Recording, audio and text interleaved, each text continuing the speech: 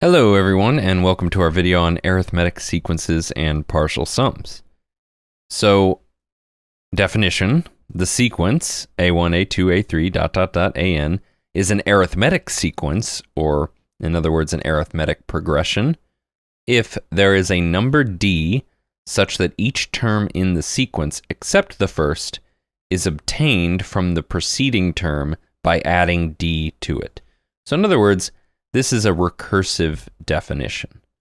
Now we call this number d the common difference of the arithmetic sequence. So this definition of an arithmetic sequence says that each term, a sub n plus 1, is found by taking the term before it, a sub n, and adding d. Now the reason we call d the common difference is because if I subtract a sub n here, we always get that any term, a sub n plus 1, minus the term before it, a sub n, should equal d. In other words, we get a common difference between the subtraction of any two subsequent terms. So example 1, determine whether the given sequence is arithmetic. If it is, find the first term a1 and the common difference d. All right, so we'll look at a here. So we've got 10, 7, 4, 1, negative 2. So let's start by just subtracting subsequent terms. a2 minus a1 is 7 minus 10. That's negative 3. And then a3 minus a2. It's 4 minus 7. That's negative 3. And a4 minus a3. That's 1 minus 4. That's negative 3. And a5 minus a4, that's negative 2 minus 1, that's also negative 3. So, are all of these the same? Yes. So, yes, it is arithmetic.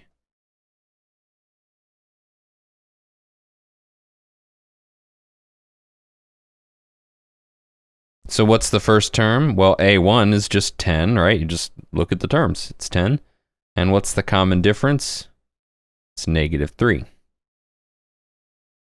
Now notice I checked every subsequent pair of terms. This is very important because oftentimes when you're given problems like this, to test whether or not you fully understand the definition, you'll be thrown kind of a curveball, like maybe you get the same value for each pair of subsequent terms except for the last one, right? So if you don't check them all, you'll miss that something actually isn't arithmetic, and you might say that it is if you only were to say check the first two terms. Okay, now for B here,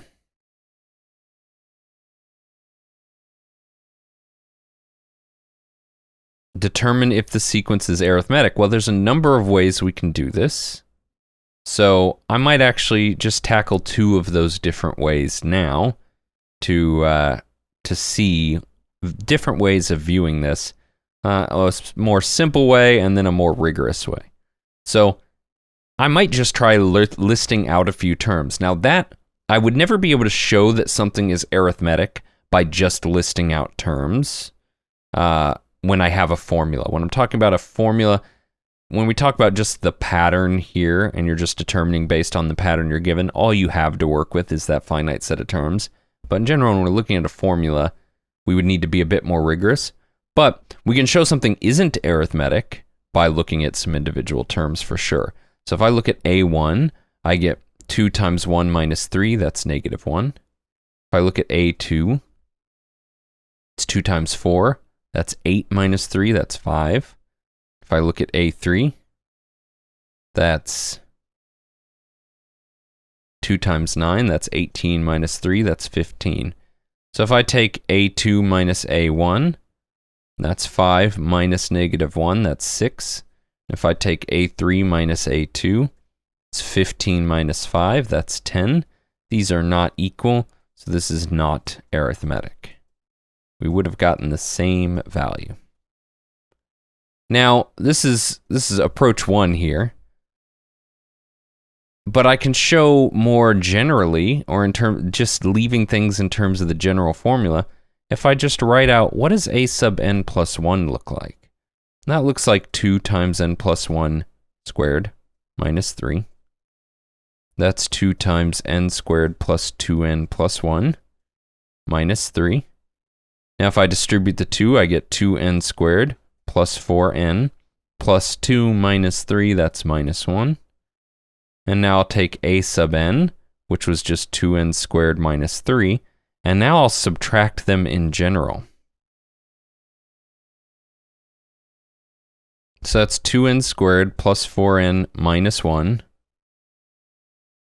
minus 2n squared minus 3. And what do we get?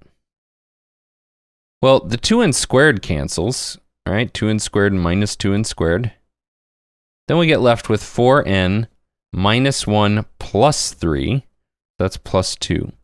And this formula is not a constant. So this is not arithmetic. Okay, so this is the thing to keep in mind. Your common difference between a sub n plus 1 minus a sub n should always be the same number, right? That's what it means to be arithmetic. When I subtract a sub n plus 1 minus a sub n, I should always get the same number. I should get a constant value. And what I saw here is that I don't get a constant value. I get a function of n, right? Therefore, this can't be arithmetic. So this second approach is a little bit more rigorous. And if I had a formula here that turned out to be arithmetic, this second approach would have given me a constant number, so I would have been able to show it was arithmetic from that as well. Okay, so what about finding a general formula for an arithmetic sequence? So if a sequence a1, a2, a3 is an arithmetic sequence, then its nth term, a sub n, is given by a sub n equals a1 plus n minus 1 times d, where a1 is the first term and d is the common difference. Okay, so why is that our general formula? Well, let's just take a look at our recursive definition. So the definition says a2 is given by a1 plus d. Well, how do I get a3? Well, that's given by a2 plus d, but I know that a2 is actually a1 plus d. So when I substitute the formula for a2 in here, what do I get? Get a1 plus 2 of d's. Plus 2d. And so if I look at a4, well, that's by definition a3 plus d. But I've already found a formula for a3 that can be written in terms of a1. So a3 is really a1 plus 2d, and I'm adding another d, so this is really just a1 plus 3d. And of course, it should be pretty clear, I think, that this pattern is going to continue. So what do we see? In general, a sub n equals a sub n minus 1. Sorry, I went to the wrong part there. A sub n equals a1 plus n minus 1 times d. A sub n equals a1 plus n minus 1 d. Right? This number in front of d is always 1 less than whatever the value of n was. So that's it. That's where our formula comes from.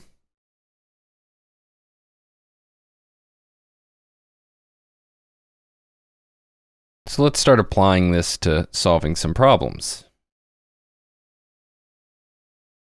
Find the common difference d and the nth term a sub n of the arithmetic sequence with a third term equal to 15 and a 21st term equal to 87. So here we're just saying, okay, a3 is 15, and here we're saying a21 is 87, and we're going to apply our general formula to help us solve for the missing values here. All right, so that's our general formula. Okay, we're just plugging in. 3 is my n value, So when I plug that in here, and a sub 3 is 15. So when I plug it into the formula, a sub 3 is 15 equals a1 plus 3 minus 1 times d, whatever that is. So if I rewrite this slightly, this gives me 15 equals a1 plus 2d. And now I'll go ahead and write out my equation for my 21st term. So a sub 21 is 87. So that's my output, equals a1 plus 21 minus 1 times d. So 87 equals a1 plus 20d. So now I need to solve one of these equations for one of my variables and plug it into the other one and go from there. So I think the easiest one is to solve for a1 first. So we get 15 minus 2d equals a1. And then we're going to plug this into my second equation. Gives me 87 equals 15 minus 2d plus 20d. So 87 equals 15 plus 18d. Subtract the 15. I get 72 equals 18d. And let's see, what is 72 divided by 18? I think 4? Yeah, it is 4. There we go. So d equals 4. And now you can take this and plug it back into your formula for a1. Get 15 minus 2 times 4 equals a1. So a1 equals 7.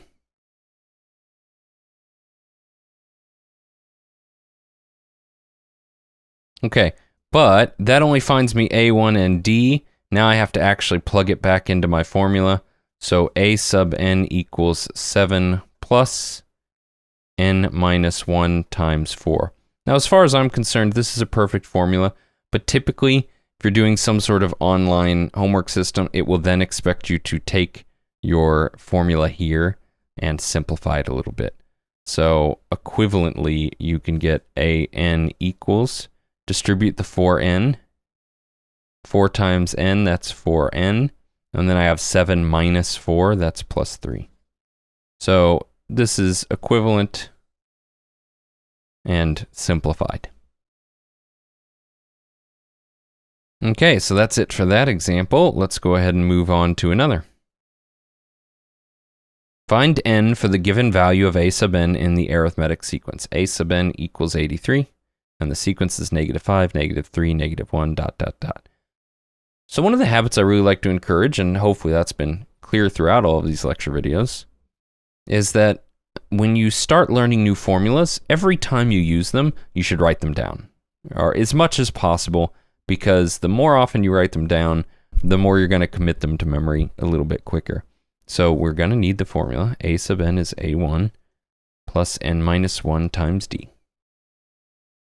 And trying to write them from memory over and over is going to practice that muscle a little bit more and get it working for you. Okay, so I know that I want to solve for n when a sub n is 83, but in order to do that, I first need to know a1 and d. Okay, well, what's a1? That's easy. It's -5. All right, well, now how do I solve for d? Well, this is an arithmetic sequence, so d is always the common difference. So I can take -3 minus -5. That's going to be -3 plus 5, that's 2. That's my value for d. So now I can rewrite my general formula as an equals -5 plus n minus 1 times 2. So now I'm going to take a sub n equal to 83 and plug it in and solve for n. 83 equals -5 plus n minus 1 times 2. Add the 5, I get 88 equals n minus 1 times 2. Divide by 2, I get 44 equals n minus 1. Add the 1 across, and I get n equals 45. In other words, 83 is the 45th term of this sequence. Okay, so now we're going to move on to an example of evaluating or finding a formula, I should say, for a special type of arithmetic sum, and then we're going to take this idea to apply it to a more general arithmetic sum formula. So here we've got the sum 1 plus 2 plus 3 plus ... plus n minus 1 plus n. So in other words, we're adding all of the integers starting with 1 and ending with n. So the way we're going to do this is through sort of a clever little trick here. We're going to take this number s, and I'm giving myself a little bit of space here for what I'm going to need to write next.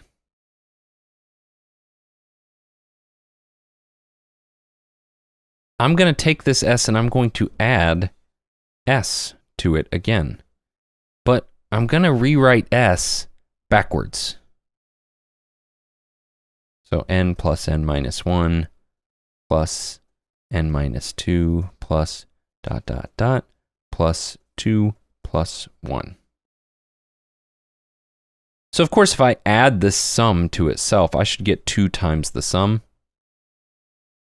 But what happens to each of these pairs of terms as I add them vertically?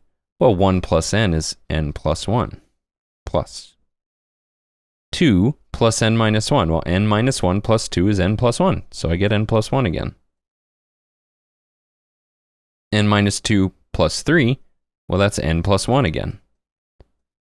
So notice this clever trick has allowed us to write all of the partial terms here, the sums of these two terms, as just being equal to n plus 1.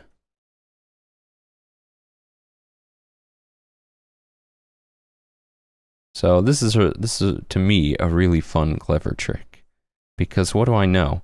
I know that I was adding the numbers from 1 to n, right, to itself. So when these results I get, there's n of these results, right? I added n plus 1 together n times. So by definition, that means 2 times the sum is equal to n times n plus 1, right? The definition of multiplication is repeated addition. I'm repeating this addition n times, so I get n times n plus 1. So now I divide by 2, and I've solved for my sum. The sum is n times n plus 1 over 2.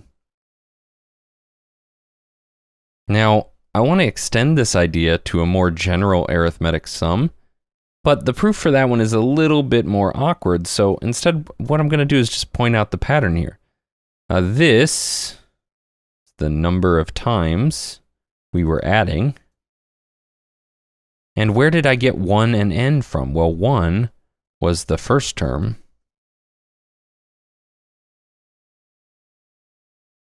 And n was the last term, right? When we look at our original sum, 1 was the first term, and then I was adding the last term to it. So this formula, s equals n times n plus 1 over 2, is really n times the last term plus the first term, all divided by 2. Now, I will illustrate just real quick that I can use this sum formula to do something like 1 plus 2 plus all the way out to 100 and say, oh, well, what's the sum of the first 100 integers? Well, that's just 100 times 1 plus 100 over 2. And then that's 100 times 101 over 2. 100 divided by 2 is 50.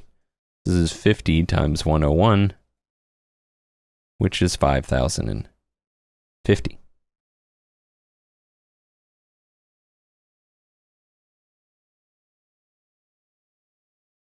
Okay, but let's go ahead and jump to the more general sum formula. So like we saw before, the general formula for the sum of the first n terms of an arithmetic sequence So let a1, a2, a3 through an be the first n terms of an arithmetic sequence with common difference d. The sum s sub n of these n terms is given by s sub n equals n times a1 plus an all over 2, where an is a1 plus n minus 1d. That's just the formula for an arithmetic term. Okay, so example 5. Find the sum of the arithmetic sequence. 5 plus 10 plus 15 plus ... plus 200. So what do I need to know? I need to know a1 for my formula, but that's 5. I need to know a sub n, in other words, my last term. My last term is 200, but I also need to know what n is. And that I don't know. So in order to find the sum, we first have to solve for n corresponding to 200. What is this n here? Okay, well, we can write out our general term as a sub n equals a1 plus n minus 1 d. What's d? Well, d is just a term minus the previous term. 10 minus 5 is 5. And we already know what a1 is. a1 is 5. So an is 5 plus n minus 1 times 5. So now I just plug in 200 and solve for n. 200 equals 5 plus n minus 1 times 5. Subtract the 5, I get 195 equals n minus 1 times 5. I divide by 5, and what do I get? 195 divided by 5 is 39 equals n minus 1. And I add the 1 across, and I get 40 equals n.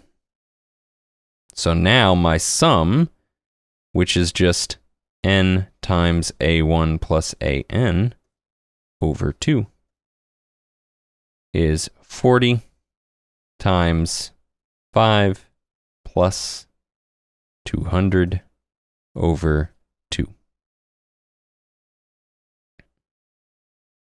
And since I ran out of space, I'll just plug this all into the calculator.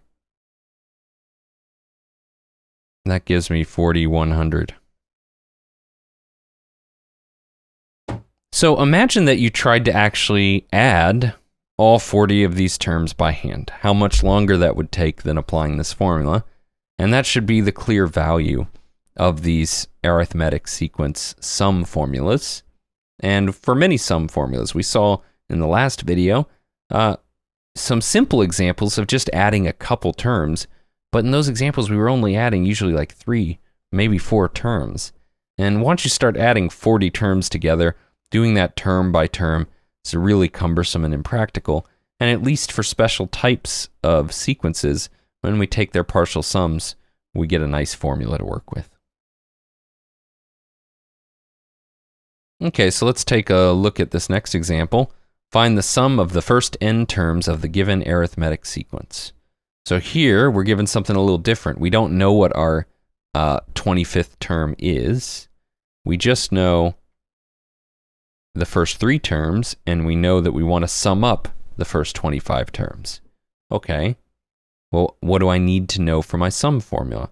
I need to know n, a1, an. Well, I know what n is. N is 25.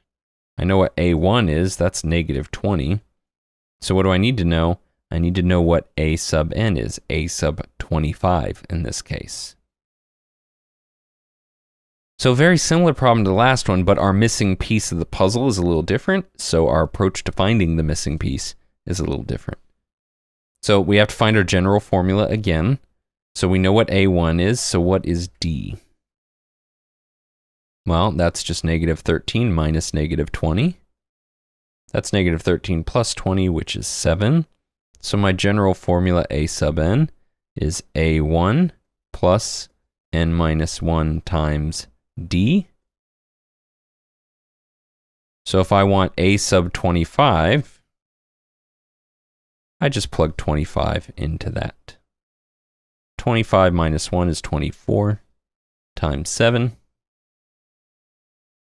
All right, let's see what we get there. 24 times 7 minus 20 is 148. So now, if I want my sum, I get 25 times A1, which is negative 20, plus 148, divided by 2. That's 25 times 128 divided by 2. 128 over 2 is 64. This is 25 times 64, which is 1,600.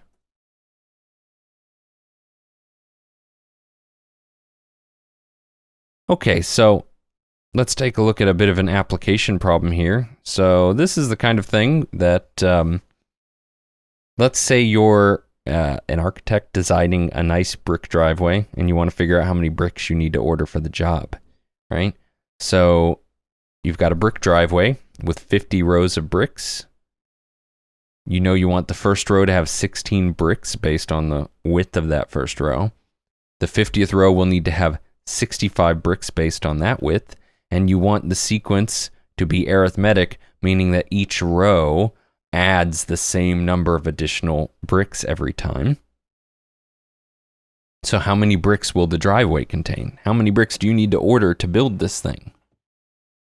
All right, well, what do we know? We know what n is. N is 50 rows of bricks. We know that the first row has 16 bricks, and the 50th row has 65 bricks. Well, we could go adding up every row and wasting a whole lot of time working on this project. Or we could say, oh, you know what? I know that the sum of these things is n times a1 plus an over 2. And so that's 50 times 16 plus 65 over 2.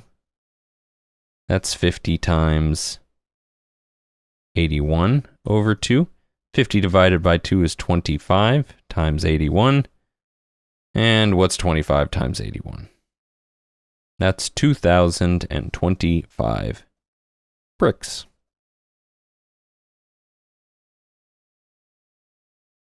All right, well, that's it for that one. Thanks for watching.